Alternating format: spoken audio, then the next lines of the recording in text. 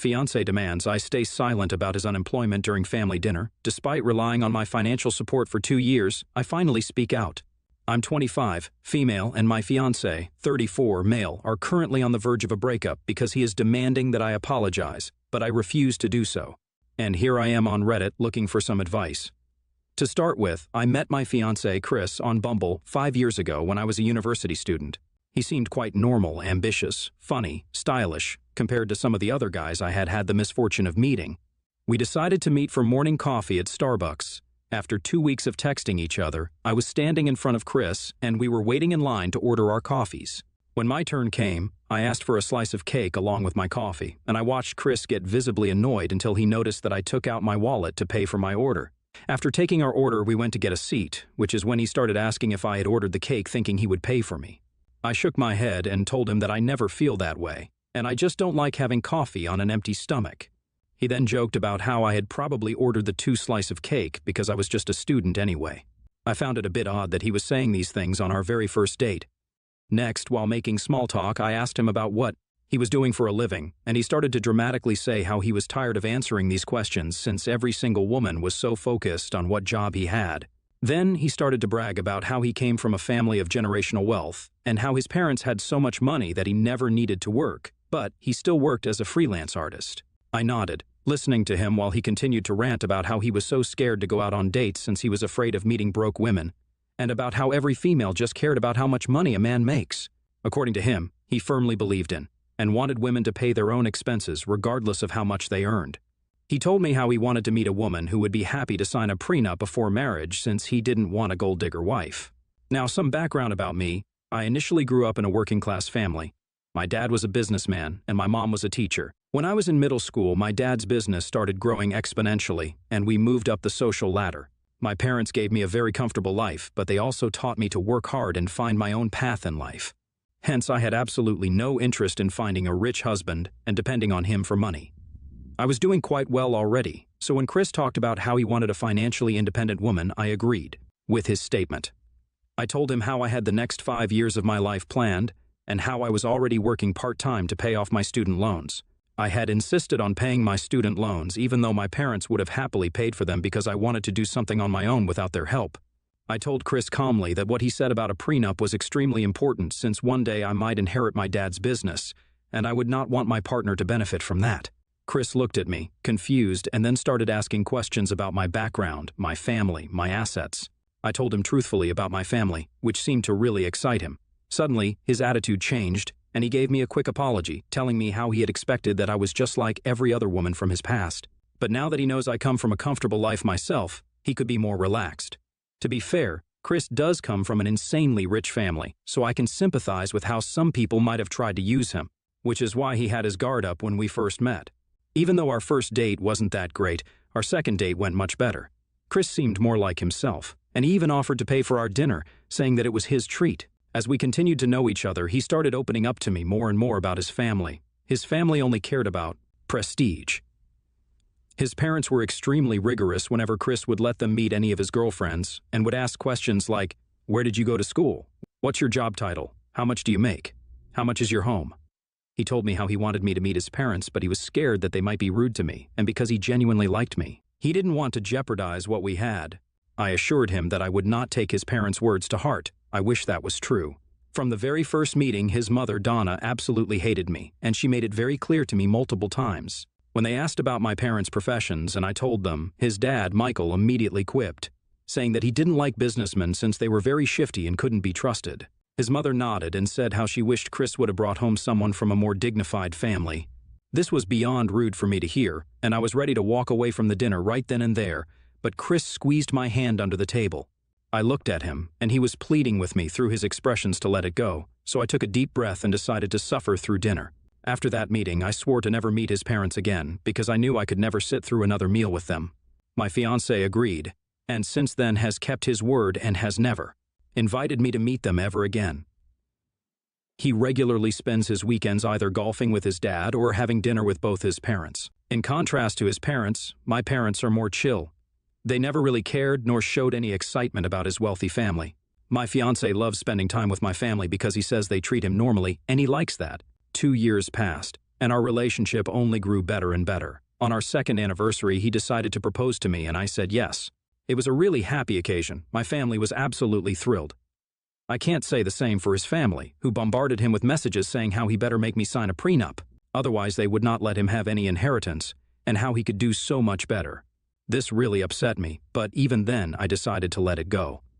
After we got engaged, we decided to move in together. Since my place was better located, he decided to move in with me. We had already decided that we would split the bills evenly, but just 2 months after he moved in, he lost his job. You see, my fiancé worked as an artist, and after COVID hit, there were not a lot of opportunities for his field of work. Apparently, I did not worry a lot since I thought that with the experience that he had, he would eventually find another job fairly quickly. I encouraged him to apply for as many jobs as possible or even try for other fields, but he never lucked out. He has been unemployed for 2 years at this point. I mean, he does get a few weeks' work once in a while, but he always seems to lose the job because he's never able to submit his work on time. Every time he lost a job, he would get into these overly dramatic and depressive episodes where he would lie on the sofa the whole day playing video games or smoking weed. If I reminded him to find a job again, he would tell me how I should stop trying to act like his mother and that he was recovering from his previous job. This had been an ongoing situation. When I would return home from work, he would often be in the same exact place as when I had left him in the morning. He would contribute half of the rent, but he relied on his family to pay him every month. The rest of the bills, like TV, internet, gas, electricity, and water, were paid by me. Occasionally, he would drive for Lyft to earn extra money, but he didn't earn a lot. The market is oversaturated in our city, so he could be out for hours and yet not get any rides. The uncertainty of having an income from Lyft made me really anxious every day, and I tried to encourage him to get back to finding a full-time job, but he never seemed to listen. Whatever money he would earn from Lyft, he would spend it on weed, gas, and a few specific grocery items that only he liked to consume. He would do absolutely nothing to contribute to our living situation in any way. Through all of this, I've been working full-time while also handling most of the household duties. For many tasks around the house, if I couldn't manage them, I have had to remind and ask him to take care of them. For the past 3 months, I decided to commit to a budget to save more and pay off my student loan debts. I could obviously ask my parents for help, and they would help me in a heartbeat, but I didn't want them to think less of my fiancé. My parents would have definitely asked me to reevaluate my relationship and our future, which I knew they would be right to do. But I love this guy, or so I thought. I just wanted him to find a job so we could get back to how it was before we got engaged. Naturally, all these factors had become major turnoffs for me in our relationship. We had grown distant, and neither of us took the initiative for intimacy. On my part, it was because my perception of him had changed. It wasn't appealing to return home to a partner snoring on the couch surrounded by empty food packets. I found myself craving a companion who surprised me with dates without expecting me to foot the bill.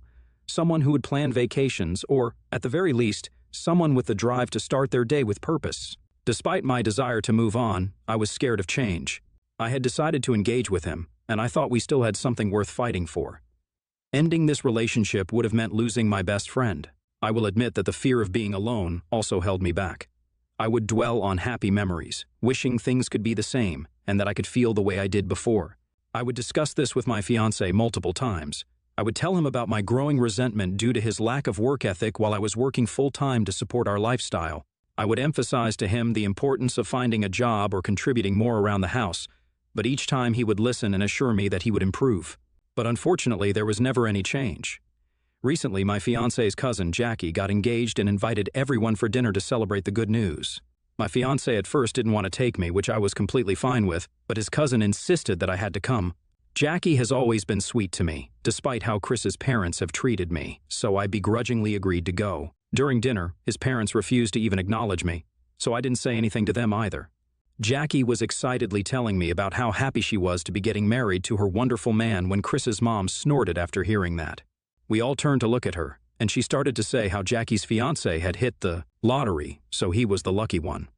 Jackie looked at her fiancé, embarrassed, who was red in the face. Chris's mom continued to say how people were vultures nowadays and everyone was just trying to take away their money. Chris's dad nodded and asked Jackie if she had signed a prenup, to which Jackie replied that she didn't need one. Jackie's mother, Chris's aunt, then interrupted to say how it was vital for Jackie to get her fiancé to sign a prenup, otherwise she would not allow her daughter to get married to anyone. Jackie started yelling at her mother about how she was an adult and her fiancé earned more than her. I sat there quietly watching this drama unfolding before my eyes. Out of nowhere, Chris's mom then turned her attention to us and asked Chris loudly if he had taken care of the prenup with me, and he nodded. It was true that we had both decided to sign a prenup just after we got engaged. Chris's dad nodded approvingly, saying how Chris could never be careful enough when it comes to gold diggers, and it was better to be safe than sorry. I was taken aback by how rude his words were and looked at Chris for support, but he sat quietly munching his food. I asked him if he wasn't going to say something when I had been the one supporting him for 2 years, but Chris whispered to me that it wasn't worth fighting with them, and that I should keep quiet about him not having a job. I was seething with anger. Chris's mom, who was probably watching us whispering to each other, asked loudly if I had something to say. She looked so smug at that time that I couldn't control myself any longer, and everything just came out like word vomit. This is basically how our conversation went. "You know what, Donna? I do have something to say. I've wanted to say this from the very first day I met you, but now is as good a time as any. You are the actual gold digger in this family. Chris told me how you and his dad got pregnant in college and had to get married very early on. Not only have you not had any job in your life, I don't see you do anything around the house, which is also why you are this overweight and lazy." Donna looked white as a sheet while everyone gasped in shock. Without missing a beat, I continued to tell everyone how I had been funding her unemployed son for the past 2 years. I told them how he had no job other than to sit on our sofa and eat the whole day. I joked how he was quickly turning into his mother and that they had nothing to worry about since their own son was the real gold digger. Chris looked at me, pissed. Chris's dad, Michael, asked him if this was all true and if he really was unemployed. Chris was clearly feeling humiliated but had no way out and slowly nodded. I then told Michael how he should have taught his son to work for a living instead of depending on their generational wealth because Chris was living off of the hard-earned money I was earning. Donna started asking Chris about why he was not working and how embarrassing it was for them to hear such things about him. I smirked in satisfaction as I watched Chris shift in his seat uncomfortably. Donna then asked me if I had any shame for exposing her son like this in front of everyone. She told me how I had no right talking about her or Chris's father, and that I come from a lesser family, so I should learn to respect them if I wanted to be married to Chris. Michael added how his son didn't have to work if he didn't want to, and that he would support his son if things became worse. They then demanded that I apologize for tarnishing their family's reputation. I looked at them defiantly and refused to apologize, stating that I had nothing to be sorry for. I told them that if they really had so much money, then they should pay me back for the 2 years I had been supporting their son. Their eyes widened in shock when they heard that. Jackie, Chris's cousin, surprisingly supported me. She chimed in, saying that it was hypocritical of Chris's parents to accuse others of being gold diggers when their own son was not contributing financially and depending on someone else. We exchanged a glance and chuckled at the irony, which seemed to infuriate Chris even more. As tensions escalated, Chris started shouting at me, accusing me of throwing him under the bus and ruining the family dinner. He told me how I had no right to bring up his unemployment when he was trying his best to find a job. I snorted and told him that sitting on the sofa the whole day was not really how anyone would find a job. He told me that as my fiancé, I should give him more time. I sighed and calmly responded that I was sick and tired of taking care of him, and that maybe he should consider moving back in with his parents since he clearly needed a mother, not a fiancé. I got up from my seat before his parents could insult me further, took off my engagement ring, and handed it back to Chris. Everyone looked at me, shocked, and his parents continued to berate me about how I had no right to insult them. But I had reached my limit. Ignoring their yelling, I left the scene, leaving them to deal with the aftermath of our confrontation. I drove back home and immediately started packing up my things to leave.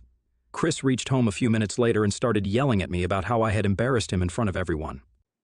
When he noticed I was packing, his stance changed, and he immediately began to apologize, saying he was ready to find a job if that was what it would take to be with me. I ignored his pleas, packed whatever I could, and left to come live with my parents.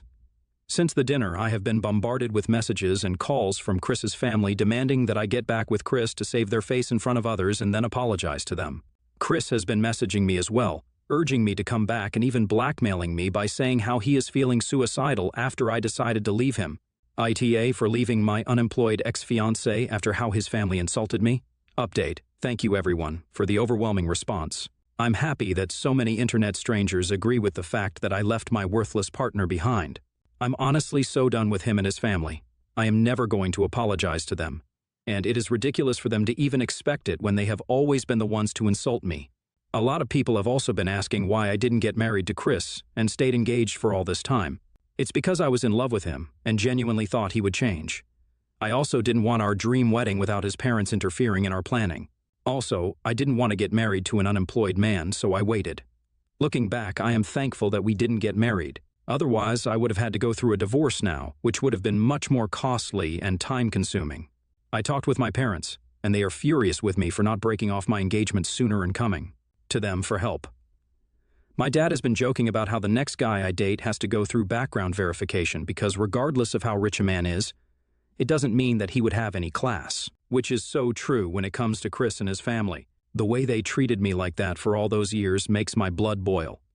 My dad also went back to my place and got the rest of my things while Chris kept begging him to talk to me. My dad gave him an earful about how he was an able-bodied man and should work hard to earn money instead of depending on his fiancée like a leech. This seemed to have really hurt his feelings since my dad has never been rude to him, and my dad told me that Chris burst out crying. He apologized to my dad for how he and his parents have behaved towards me, but my dad told him that it was too late for apologies. I have also talked with Jackie about the incident, and she told me that after I left, Donna and Michael had a little meltdown. They seemed to be more concerned about their image and societal perceptions than addressing the actual issues within their family. It's quite telling that their reaction is centered around demanding an apology for exposing the truth rather than acknowledging and rectifying the problem at hand. As for Chris, his attempt to emotionally manipulate me by mentioning feeling suicidal was pathetic, but I didn't want to take any chances. I have decided to send an email to his parents, asking them to pay me for the 2 years that their son leached off of me, since they were the ones who offered to do so, and to ask him to stop sending me manipulative messages like that. Hopefully, they can check up on him. Update: it has been a week since I last updated. Chris has turned up at my parents' place multiple times, drunk and out of his mind. He would drunkenly proclaim his love for me and then tell me how he needed me the most during this time, but I was ungrateful to leave him. The last time he turned up, my dad called the cops on him, and he was arrested for disturbing the peace and trespassing. It was a difficult decision for us to involve the police, but it became necessary for our safety and peace of mind. Obviously, his parents bailed him out, and Chris went right back to sending me hundreds of texts about how much he missed me and how he couldn't live without me. I have not responded to any of Chris's messages or attempts to reach out. It's clear that he is struggling with the consequences of his actions and the reality of the situation. While I empathize with anyone going through a tough time, it doesn't excuse the toxic behavior and emotional manipulation I have endured during our relationship. Secondly, I made up my mind and sent out a detailed email to his parents, specifying every time I paid for Chris. It was easy since I maintain a financial planner that helps me keep track of my expenses. Also, because I was the solo earning member between Chris and me, I needed to check where I had to spend my money. I also added my account details to the email. To be honest, I did not want to send this email to them, but some Redditors pointed out to me how this was rightfully my money anyway. I highly doubt that they are going to pay me anything after my outburst, but I want to knowingly challenge them and to let them know exactly how much I spent on their worthless son. For me, it's not just about the financial aspect, it's also about the way they made me feel by judging my family background. I want to make them feel the same by outlining the various financial contributions I have made during Chris's period of unemployment, covering aspects such as bills and other shared expenses. Sending this email was a significant step for me, as it also marked my commitment to standing up for myself. Update, they responded. I did not expect them to even acknowledge my email, but Michael replied back to me, saying how even though he doesn't forgive me for the outburst, he's concerned about Chris. He wrote how me and Chris should meet one last time so I could give Chris some sort of closure because he was close to losing his mind. He wrote how Donna and he were extremely concerned about him and begged me to talk to their son. He also wrote that he was transferring the money that I had spent on Chris and wished me all the best for my future, regardless of whether or not I would choose to stay with their son. I really don't know what to think about this email. I mean, on one hand, I am happy that I have successfully recovered my lost money, but I really don't want to speak to Chris. I want them to take care of their son instead of asking me to give him closure. I have already said to Chris everything that I wanted to say, and I don't know if having one more conversation would help him in any way. Has anyone else gone through this with their exes? Is it a good idea for me to talk to Chris again? Update, I talked with Chris. I know a lot of people had advised me against talking with him, but I had been feeling really guilty for the past couple of days after his parents sent me that email. It was eating at me, and I decided that for the sake of what we had, I would have a last conversation with Chris and give him the closure he needed. I called him up, and he picked up my call immediately. He started to ask if I had finally forgiven him, but I took a deep breath and told him that this wasn't why I was calling. He became quiet as I started to tell him why exactly I had broken up with him. Chris, I've noticed that over the years we've grown apart. The dinner at Jackie's place was just a breaking point, but it made me realize that our relationship had been strained for a while. I've been falling out of love, and it's not fair to either of us to continue like this. I want you to understand that it's not just about that one incident. Your parents have treated me poorly throughout the relationship, and I don't want to marry into a family that doesn't welcome me. Our values and ambitions are different. I'm an ambitious person, and I want to be with someone who shares similar goals and aspirations. It's become clear to me that we're headed in different directions. Hearing this, Chris started to cry and told me how he had no idea that I had felt this way. I know it's hard to hear, I replied gently, but I believe it's important for both of us to be honest. I wish you nothing but the best, Chris. I hope you find someone more suited to your desires and goals. It's time for both of us to move on. Chris, I'm really sorry for everything. I never meant to hurt you, he said. I appreciate your apology, Chris, I responded. Please don't ever come to my place drunk or send me messages, since I will be blocking you from today. I think this would be a good idea for both of us. Let's end things on a good note. Goodbye. Chris continued to silently cry but didn't protest back. I ended the call and blocked him immediately. It was only heartbreaking to block the man who I thought I would be getting married to. What really broke my heart was when I had to delete his picture from my gallery because I just couldn't stare at his face any longer. Moving forward, I will continue to focus on myself and surround myself with a support system that values and uplifts me. It's quite evident that I made the right decision in leaving this toxic situation and family. I plan on staying strong and taking the time I need to heal and rebuild. I deserve to have happiness and a partner who appreciates and contributes to the relationship. I've also started applying for jobs in different cities so I can change my environment. I have always wanted to live somewhere new, but I never got the chance to since I was with Chris, and he was adamant about living near his parents. Now that I'm free, I can live wherever I want. Hopefully, I can get a better job than the one I currently have. I'm excited about my future and to see what life has in store for me.